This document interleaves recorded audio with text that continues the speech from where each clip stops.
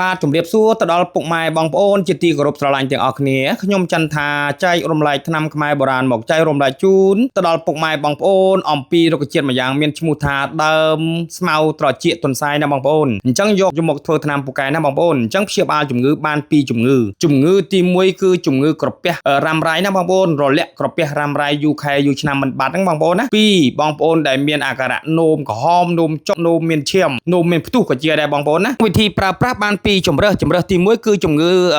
លាក់ក្រពះពោះវៀនរ៉ាំរ៉ៃតែម្ដងអញ្ចឹងយើងយកស្រស់ទេលាក់ក្រពះពោះវៀនរ៉ាំរ៉ៃថ្ងៃបងប្អូនណាយកស្រស់យកទាំងឫសទាំងមូលទាំងដើមទាំងស្លឹកទាំងផ្ការបស់វាលាងសម្អាតទឹកឲ្យបានស្អាតរួចយកទៅដាំជាមួយទឹក2លីត្ររំងាស់ពី10ទៅ15នាទីទទួលទានទឹកថ្នាំវិញមួយថ្ងៃទទួលទានអត់កំណត់ព្យាបាលជំងឺទី2គឺជំងឺរលាកតម្រងនោមនោមពពុះនោមមានក្លិននោមទាស់នោមឈាមនោមចុកនោមមិនអស់នោមសល់យកស្មៅត្រចៀកទន្សាយទាំងមូលយកទៅលាងទឹកឲ្យស្អាតហាលឲ្យស្ងួតយកចំនួន30ក្រាមដាំជាមួយទឹក2លីត្ររំងាស់ពី15ទៅ20នាទីដូចគ្នាការទទួលទានទឹកថ្នាំមួយថ្ងៃទទួលទានអត់កំណត់ពុកម៉ែបងប្អូនព្យាយាមទទួលទានពី1សប្តាហ៍រហូតទៅដល់10ថ្ងៃតែប៉ុណ្ណោះឃើញផលភ្លាម